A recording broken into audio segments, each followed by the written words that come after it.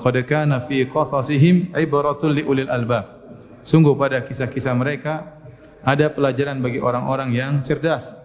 Ma kana haditsa yuftara. Dan kisah-kisah tersebut bukanlah kisah-kisah yang fiktif yang diada-adakan, apalagi asatirul awwalin, bukanlah dongeng-dongeng, tapi kisah yang pernah terjadi. Ya, faqsusil qasas la'allahum yatafakkarun. Bacakanlah kisah-kisah kepada mereka, semoga mereka bisa berfikir. Oleh karenanya, seorang tatkala melewati ayat-ayat yang berbicara tentang kisah-kisah dalam Al-Quran, dia berusaha berfikir apa faedah yang bisa didapatkan dari kisah-kisah tersebut. Ini adalah salah satu kisah Dzulqarnain yang Allah sebutkan di antara 4 kisah dalam surat Al-Kahfi. Yang kisah-kisah tersebut semuanya bercerita tentang fitnah dan solusinya. Makanya di awal surat Al-Kahfi Allah mengatakan inna ja'alna ma 'alal ardi zinatan laha linabluwahum ayyuhum ahsanu amala.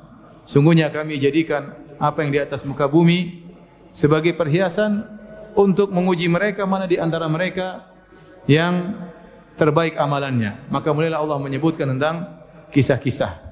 Di antaranya Allah sebutkan tentang kisah Ashabul Kahfi yang mereka terfitnah dengan kondisi masyarakat sosial, yang mereka tinggal di satu negeri yang semuanya kufur kepada Allah Subhanahu wa taala. Hanya sekelompok pemuda yang beriman, dan bahwasanya ya bi'ah atau lingkungan memiliki pengaruh bisa merubah akidah seseorang.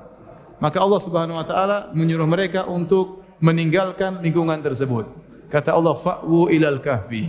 Pergilah kalian bersembunyi di sebuah goa, maka berangkatlah mereka untuk menghindari fitnah sosial, fitnah lingkungan yang bisa membuat mereka berubah iman mereka.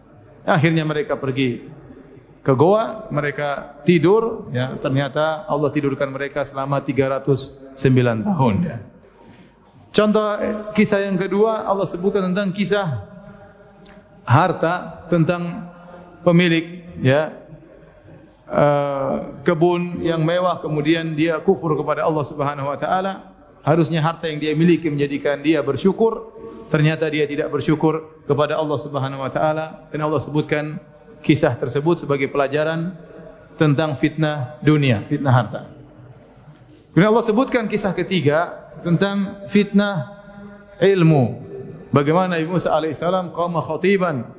Suatu hari Musa alaihissalam berkhutbah di hadapan Bani Israel. Maka kemudian dia berceramah dengan ceramah yang sangat indah yang memukau Bani Israel, sampai akhirnya ada salah seorang dari Bani Israel bertanya, "Wahai Musa, adakah orang lebih alim daripada engkau?" Ya, maka Nabi Musa mengatakan tidak ada. Nabi Musa bukan bermaksud sombong, tapi dia menceritakan ilmu yang diketahui, setahu dia yang paling alim. Maka Allah pun menegur Nabi Musa alaihi salam, maka Allah menyuruh dia untuk pergi mencari hambanya yang memiliki ilmu yang tidak dimiliki oleh Nabi Musa, itu Nabi Khadir.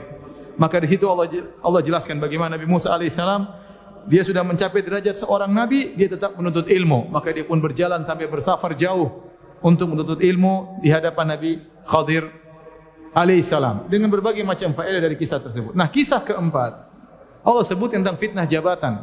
Bagaimana ada seorang hamba yang mulia, bahkan seorang raja yang jabatannya, kedudukannya menjadikan dia bertakwa kepada Allah, menjadikan dia sebagai seorang wali di antara wali-wali Allah Subhanahu wa taala. Tidak sebagaimana banyak orang yang tatkala mendapat jabatan ternyata membuat mereka menjadi angkuh dan sombong, lupa diri. Maka Allah berikan contoh. Di sana ada hamba-hamba Allah yang mulia yang mendapat kedudukan, tetapi justru mereka bertakwa kepada Allah, menggunakan kedudukan tersebut untuk kebaikan dan ketakwaan. Nah, kisah orang tersebut adalah namanya Dzulqarnain. Adapun asbabun nuzul, sebab turunnya ayat ini tentang wa yas'alunaka 'an Dzulqarnain. Mereka bertanya kepada engkau wahai Muhammad tentang Dzulqarnain, disebutkan oleh para ahli tafsir bahwasanya orang-orang Mekah, orang Quraisy Mekah, ya, mereka bingung menghadapi dakwah Nabi sallallahu alaihi wasallam, maka mereka pun berangkat dari Mekah menuju ke kota Madinah ingin bertemu dengan orang Yahudi. Ingin menanyakan tentang bagaimana Muhammad ini, bagaimana ajarannya, karena orang-orang Yahudi memiliki ilmu tentang ketuhanan, tentang ilahiyat. Maka datanglah mereka kepada orang Yahudi berkata kepada orang Mekah, musyrikin Mekah, tanyakan kepada Muhammad tentang pertanyaan ini. Kalau dia bisa jawab dia seorang nabi, kalau bukan maka dia bukan seorang nabi. Tanyakan tentang fityatun kharaju fi awalin nahar, tentang sekelompok pemuda yang keluar di awal hari, yaitu tentang Ashabul Kahfi. Kemudian dia tanya tentang rajulin tawafin, ya, seorang yang berkelana menuju timur bumi dan barat bumi. Siapakah orang tersebut? Ini teka-teki dari orang Yahudi kepada Nabi SAW. Tanya ada orang berkelana dari timur ke barat, siapa ya? Harusnya sifat-sifatnya lebih jelas. Pertanyaan cuma ringan begitu, tapi akhirnya Nabi ditanya, akhirnya wahyu turun lama. Disebutkan dalam riwayat sampai 2 minggu atau lebih. Baru kemudian turun surat Al-Kahfi menjelaskan bahwasanya orang tersebut adalah Dzulqarnain. Waktu Nabi tidak bisa jawab, maka mereka mentertawakan Muhammad. Tuh Muhammad enggak bisa jawab. Nabi tidak tahu cerita itu. Yang kasih tahu hanya Allah Subhanahu wa taala. Dan ayat turun 2 minggu setelah itu baru kemudian turunlah firman Allah tentang Dzulqarnain. Kita bacakan ayat-ayat tersebut dalam surat Al-Kahfi surat ke-18 mulai dari ayat 83. Wa yas'alunaka 'an Dzulqarnain. Mereka bertanya kepada engkau wahai Muhammad tentang Dzulqarnain. Ini isyarat tentang sebab nuzul ayat tersebut. Qul sa'atlu 'alaikum minhu dzikra. Katakanlah aku akan bacakan kepada kalian sebagian dari kisahnya. Allah tidak menceritakan seluruh kisah Dzulqarnain. Ya. Karena Al-Qur'an bukan buku sejarah. Al-Qur'an bukan ensiklopedia sejarah, Al-Qur'an bukan kitab sains, bukan. Al-Qur'an kitab iman dan takwa. Meskipun dalam sebagian ayat berkaitan dengan sejarah, benar. Dalam sebagian ayat berkaitan dengan sains dan teknologi, benar. Tetapi Al-Quran turun bukan untuk itu. Itu hanya sekedar rangkaian untuk meninggikan iman dan takwa. Maka Allah hanya menyebutkan sebagian kisah Dzulqarnain yang bermanfaat bagi kita. Allah tidak ceritakan semua. Allah tidak ceritakan dia lahir kapan, kemudian istrinya berapa. Enggak perlu Allah ceritakan. Tidak penting bagi kita, maka Allah tidak ceritakan. Ya. Ya. Maka yang Allah ceritakan kepada Nabi SAW yang kemudian disampaikan kepada kita sebagian cerita yang bermanfaat menjadi pelajaran bagi kita. Makanya Allah mengatakan, "Qul sa'atlu 'alaikum minhu dzikra." Katakanlah, aku akan bacakan kepada kalian sebagian kisah dari Dzulqarnain tersebut. Siapakah Dzulqarnain? Dzulqarnain ini kalau kita baca buku-buku tafsir dan kita menelaah perkataan para salaf, maka ada khilaf di kalangan para salaf tentang siapa Dzulqarnain ini. Kenapa? Karena tidak ada dalil yang tegas yang menjelaskan siapa beliau. Ada yang mengatakan kana nabiyan, dia adalah seorang nabi. Apalagi dalam sebagian ayat seakan-akan ada wahyu dari Allah kepada Dzulqarnain, sehingga sebagian ulama berpendapat Dzulqarnain adalah nabi. Sebagian ulama berpendapat bahwasanya Dzulqarnain adalah malaikat yang Allah turunkan ke atas muka bumi, menjelma menjadi seorang manusia yang sangat hebat. Asalnya dia adalah malaikat. Dia adalah malaikat. Ini pendapat, namun kata Ibnu Katsir ini pendapat yang jauh dari kebenaran. Pendapat yang berikutnya mengatakan, sebenarnya ini pendapat yang dipilih oleh Ibnu Katsir rahimahullahu taala, bahwasanya adalah Malik, dia adalah seorang raja. Raja yang saleh, yang bertakwa kepada Allah, yang Allah berikan dia kekuasaan. Pendapat yang diriwayatkan dari Ali bin Abi Thalib, kata Ali bin Abi Thalib, lam yakun nabiyyan wala malikan wa inna ma kana 'abdan salihan. Dzulqarnain bukanlah nabi, bukanlah raja, tapi dia adalah seorang hamba yang saleh. Wallahu a'lam bishawab. Pendapat yang lebih kuat, dia adalah seorang raja atau hamba yang saleh tapi memiliki kekuasaan di atas muka bumi ini.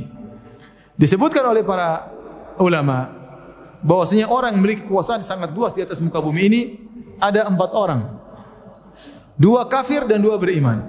Yang kafir adalah Namrud dan Bukhtanasar.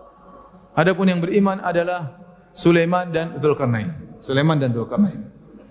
Ini raja yang kuasanya sampai luas di atas muka bumi ini. Di zaman siapakah Dzulqarnain hidup? Allah bisawab tidak ada dalil yang sahih. Datang dalam perkataan sebagian salaf, dia hidup di zaman Nabi Ibrahim alaihissalam. Wallahu alam bisawab. Inilah Dzulqarnain. Kenapa dinamakan dengan Dzulqarnain? Al-Qarn dalam bahasa Arab artinya tanduk. Dzulqarnain artinya pemilik 2 tanduk. Pemilik 2 tanduk. Kenapa beliau rahimahullah dikatakan memiliki 2 tanduk? Ini juga ada perselisihan di kalangan para ahli tafsir. Ada yang mengatakan benar-benar beliau punya tanduk, keluar di atas kepala beliau kanan dan kiri. Ada yang mengatakan tidak, beliau disebut memiliki 2 tanduk karena beliau menguasai Persia dan Romawi. Dan Persia Romawi adalah 2 kekuatan hebat di zaman tersebut dan dia menguasainya sehingga dikatakan pemilik 2 tanduk. Ada yang mengatakan beliau dikatakan pemilik Dua tanduk karena beliau berjihad di jalan Allah, maka dibunuh oleh kaumnya, ditikam sebelah kanan, dia pun mati. Kemudian dihidupkan lagi oleh Allah, berjihad lagi, ditikam lagi sebelah kiri, sehingga dikatakan dia memiliki dua tanduk karena beliau meninggal dengan dua tikaman di kepalanya. Dan pendapat yang dipilih oleh Al-Hafidz Ibnu Katsir rahimahullah taala bahwasanya beliau dikatakan memiliki dua tanduk karena beliau menguasai timur dan barat. Menguasai timur dan barat, al-masyriq wal maghrib, sehingga dikatakan Dzulqarnain. Wallahu a'lam bishawab. Sebagian orang menyangka Dzulqarnain adalah Iskandar Al-Makedoni atau Alexander bin Philips yang mendirikan negara Iskandaria. Namun dibantah oleh para ulama, dibantah oleh Al-Hafidz Ibnu Katsir, dibantah oleh Syekh Islam Ibnu Taimiyah rahimahullahu taala, karena Al-Iskandar Al-Makedoni yang terkenal atau Alexander ya, yang terkenal raja yang sangat hebat, dia bukan orang beriman. Dia bukan orang beriman. Adapun Dzulqarnain adalah seorang yang beriman. Kemudian disebut dalam sejarah Alexander ini memiliki seorang menteri yang ahli filsafat, yaitu Aristoteles. Dan kita tahu Aristoteles tidak beragama. Dia bukan beragama Yahudi, bukan beragama Nasrani, apalagi beragama Islam. Maka yang benar, Dzulqarnain bukanlah Alexander. Dzulqarnain bukanlah Al-Iskandar Al-Makedoni sebagai yang dipersangkakan oleh sebagian orang. Ya. Adapun Dzulqarnain adalah seorang raja yang beriman, yang menguasai timur dan barat, dan Allah berikan dia kekuasaan di atas muka bumi. Baik, kita lanjutkan. Allah berfirman, "Qul sa'atlu 'alaikum minhu dzikra." Katakanlah, aku akan bacakan kepada kalian sebagian ceritanya. "Inna makkanna lahu fil ardi wa atainahu min kulli syai'in sababa." Kata Allah, sungguh kami telah memberikan kekuasaan kepadanya di atas muka bumi. Allah memberikan dia kekuasaan, dan tidaklah seorang mendapat kekuasaan kecuali anugerah dari Allah Subhanahu wa taala. Dan kami telah memberikan kepadanya jalan untuk mencapai segala sesuatu. Dia punya kemampuan yang luar biasa. Segala sesuatu bisa dia lakukan. Dia memiliki persenjataan yang kuat, memiliki pasukan yang banyak, memiliki kecerdasan yang luar biasa, yang seorang raja yang sempurna. Allah berikan dia segala sebab yang bisa mencapai tujuannya. Dialah Dzulqarnain.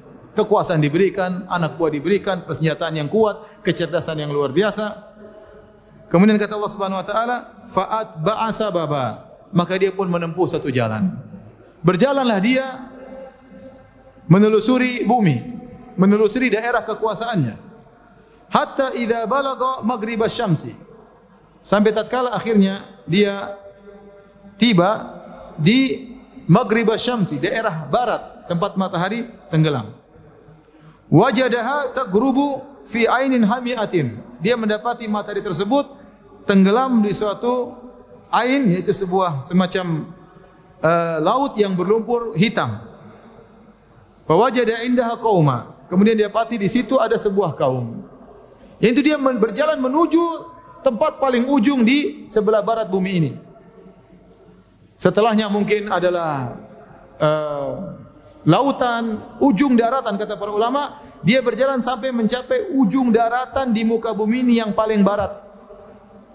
Di situ dia melihat matahari tenggelam seperti tenggelam di lautan yang berwarna hitam, ada lumpur berwarna hitam. Tatkala dia tiba di ujung daerah kekuasaannya, wajada indaha qauman. Dia mendapati ada satu kaum di situ. Qulna ya Dzulqarnain, imma an tu'adziba wa imma an tattakhidha fihim husna. Maka di sini Allah berkata, kami berkata wahai Dzulqarnain. Inilah yang dijadikan dalil oleh sebagian ulama bahwasanya Dzulqarnain adalah wahyu. Karena Allah berkata, kami berkata kepada engkau wahai Dzulqarnain, seakan-akan ada wahyu dari Allah kepada Dzulqarnain. Tapi ini ada masalah khilafiyah. Ada yang mengatakan tidak lazim, seperti Allah berfirman, wa auhayna ila ummi Musa an ardi'ih. Kami wahyukan kepada ibunya Nabi Musa untuk menyusui Nabi Musa. Tapi Nabi Musa tidak ada yang mengatakan ibunya seorang nabi. Nabi perempuan tidak ada. Tapi maksudnya ilham. Allah kasih apa? Ilham. Qulna ya Dzulqarnain, kami katakan wahai Dzulqarnain, imma an tu'adziba wa imma an tattakhidha fihim husna. Terserah. Engkau silakan menyiksa mereka atau kau berbuat baik kepada mereka. Ternyata kaum ini kafir. Kaum ini kafir. Mereka berbuat syirik kepada Allah Subhanahu wa taala. Dan mereka di bawah kekuasaan Dzulqarnain. Maka Allah mengatakan silakan beri hukuman kepada mereka karena kesyirikan mereka atau kau berbuat baik kepada mereka. Maka Dzulkarnain mengatakan, qala amma man zalama fasawfa nu'adzibuhu thumma yuraddu ila rabbih fayu'adzibuhu adzaban nukra. Ternyata Dzulkarnain memilih jalan dakwah. Dia tidak langsung menyerang mereka dengan kekuasaan yang banyak, dengan pasukannya yang banyak. Dia tidak langsung menyerang mereka, orang-orang kafir tersebut, tapi dia mulai dengan dakwah. Maka dia pun mendakwahi mereka. Dan Dzulkarnain berkata, adapun yang berbuat zalim, fasawfa nu'adzibuka, maka kami akan menyerangnya. Setelah kalau dia mati di dunia, summa yuraddu ila rabbih, maka di akhirat dia akan dapat siksaan yang lain. Fayu'adzibuhu adzaban nukra, maka dia akan disiksa dengan siksaan yang tiada taranya. Ini menunjukkan Dzulkarnain orang beriman dengan hari akhirat. Maka dia akan berdakwah, yang tidak taat kepada dakwahnya, tidak bertauhid kepada Allah, maka akan diserang oleh Dzulkarnain. Kalau dia mati di dunia, di akhirat dia akan masuk neraka dan diadab dengan adab yang lebih parah. Kemudian kata Dzulkarnain, wa amma man amana wa amila salihan. Adapun yang beriman, menerima dakwaku, wa amila salihan, dan beramal saleh, falahu jazaa'anil husna, maka dia akan mendapatkan perlakuan yang baik. Wa sanaqulu lahu min amrina yusra, dan kami akan titahkan kepadanya perintah-perintah yang mudah kepadanya. Jadi didakwahi yang tidak menerima diperangi oleh Dzulkarnain, yang menerima maka dibaiki oleh Dzulkarnain. Setelah itu Dzulkarnain berjalan menuju ke arah timur, ke timur dunia.